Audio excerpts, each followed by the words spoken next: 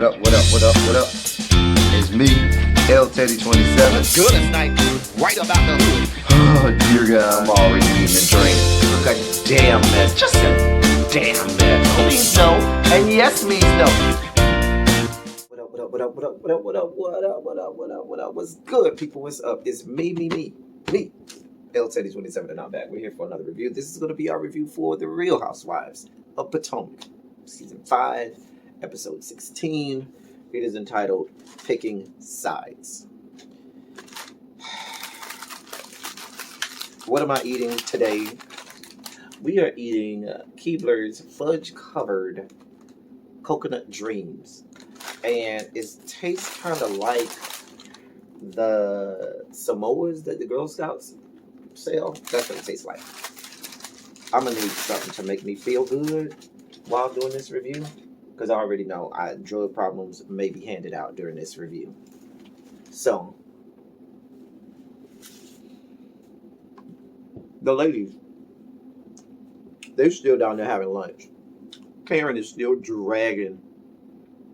She's still dragging Giselle about her relationship with Jamal. She handed out drug problems because Giselle is getting drugged up and down the streets of Portugal. I'm back here. Still telling Giselle that Jamal lives in her phone and not with her in real life. A mess.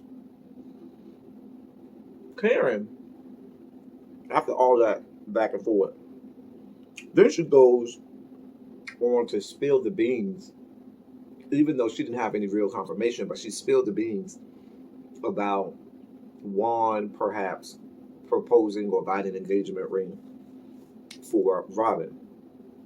That was fucked up, Karen. That was real fucked up.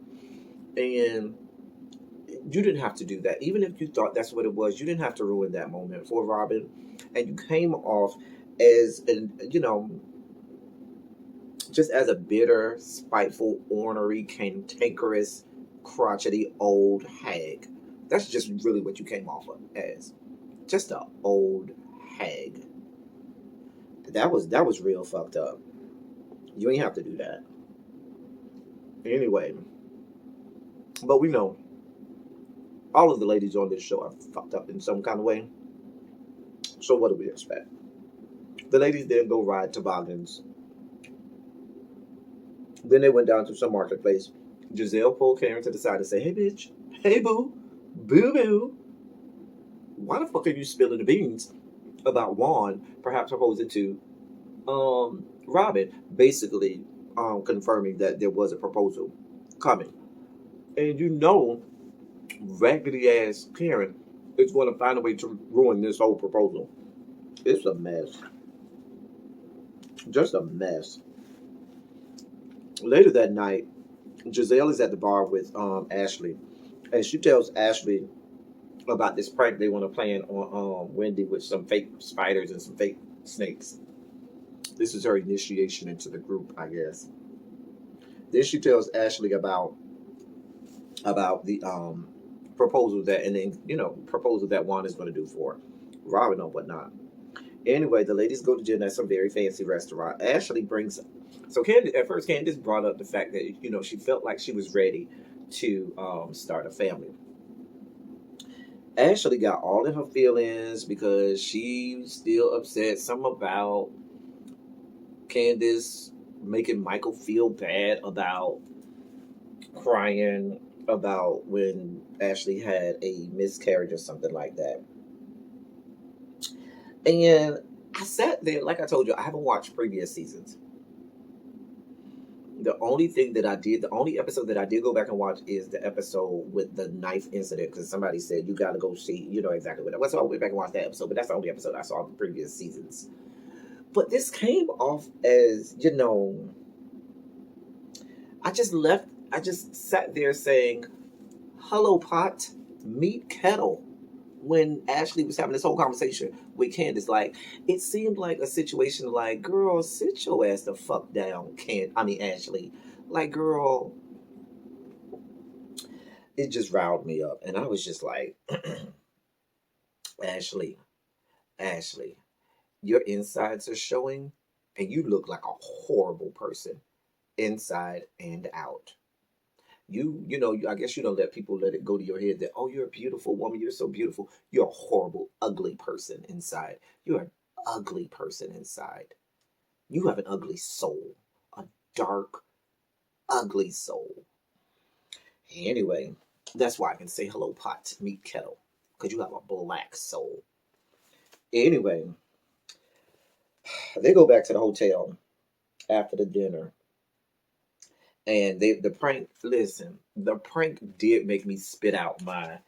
I was drinking my blackberry Canada Dry ginger ale, and I did spit it out, and damn near ruined because I was watching it on my laptop. So I damn near ruined my damn laptop, spitting out my goddamn ginger ale, laughing at Wendy when she jumped. It was so funny to me. I don't know why it was so funny. Anyway, the next morning, Robin and Giselle go through the little pictures from the photo shoot when when Robin had the girls come and model her hats for her little website or whatever. She was like, listen, a bitch ain't out here selling geriatric hats, okay? I'm not selling geriatric hats. Now, if I was selling hats for a Kojic Pentecostal convention where we knew we was going to have all old church mothers in their 50s, 60s, 70s, and 80s who was looking for some sickening hats like that, I will call you, Karen. I'll call you.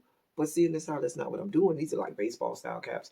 These are the type of caps where, it's youthful, vibrant, active. It ain't for you geriatrics. Mm-mm. Sorry, boo. Sorry, Karen. You ain't fit the bill. Anyway, even though, truth be told, Giselle ain't that far from being a geriatric herself, but she still looks youthful. Then, some kind of way, we segued into talking about, I almost choked, but this was so disgusting. We segued into talking about Ray's penis, and I immediately had to make a beeline for the bathroom so I could get to the toilet real fast to commence vomiting. Because any conversation about that young man's private parts is a reason to vomit. It was disgusting. Mm, mm, mm. Oh, I'm sorry. Mm. And I ain't got nothing to drink by me. Oh, I almost upchucked this cookie. Oh, anyway, Karen and Candace then discussed the previous night. We saw Karen and Candace. They sat down and they discussed the previous night. Karen talked all about how she was so proud of Candace and how she handled herself with Ashley and so forth, and how she showed growth and how she didn't attack Ashley and she didn't let Ashley push her button. She just kept being nice to Ashley and kept it moving. That's all well, fine and dandy. Then Giselle and Robin were sitting down, and Ashley rolled up. And so Ashley sits down and she tells them about this statement that she's writing for Monique. She comes right out and says, I'm really just writing this because I feel like I owe it to Monique because when me and Michael were going through our situation, she wrote a statement for Michael and made the tapes go away or protect him, whatever. Said there was no, whatever she did to protect Michael and Ashley or whatever. And Giselle and Robin really told Ashley how horrible she was. And while she was trying to explain this situation, her horns came up out of her head, probably out of her forehead, because as big as that forehead is, I'm sure um, either the Washington football team or the Baltimore Ravens football team, some football team in the area uses her forehead as a practice field or something like that. But the horns came out of that forehead, the pointed tail came out of her rectum, and she showed the demon that she is. You're a horrible person, Ashley. You're a horrible person. No wonder little Dean looks like an ugly old man because you're ugly inside. And so when you push something out of your insides, it ends up being ugly and old and just ugly. That's not a pretty baby. Don't let anybody tell you that. But that's inside of you, and you're ugly inside, Ashley. You're an ugly, horrible person inside. I mean, she's really the whore that nobody should ever want to be around. She is proving over and over and over that she's the type of whore that no one should want to be around. Not even your own husband wants to be around you. Let's just be clear. But why do we expect any different? Why?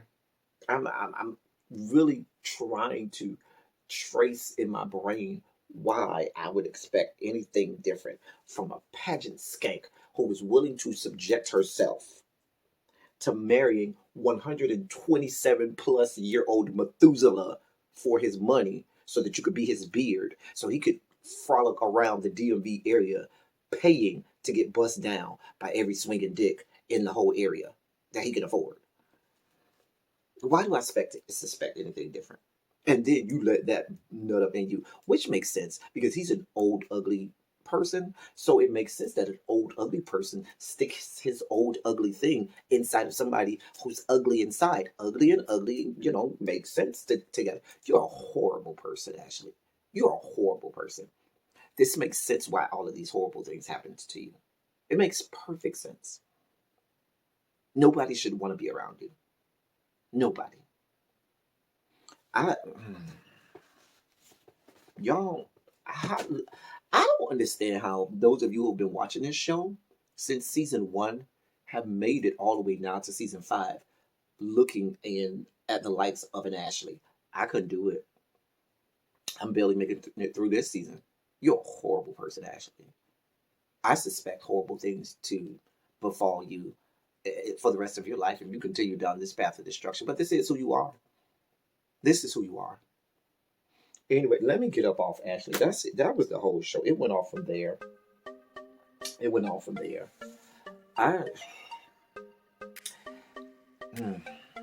have so much to say, but it's late, y'all, and I'm not gonna drag Ashley like I should. I could really just go in and drag Ashley, but I'm not gonna do that. I'm just gonna leave it here and just go real soft on her like I just did. Just go real soft. I'm not gonna drag Ashley like I should because life is going to drag her. She's a horrible person. I mean, as much as you can be horrible, because you can't be horrible without being a whore first, because whore is the first syllable of the word horrible. So she's a horrible person. Until next week, that's all I got for y'all. Because I feel myself getting angry. Thank y'all for coming. Y'all drive safely. We out.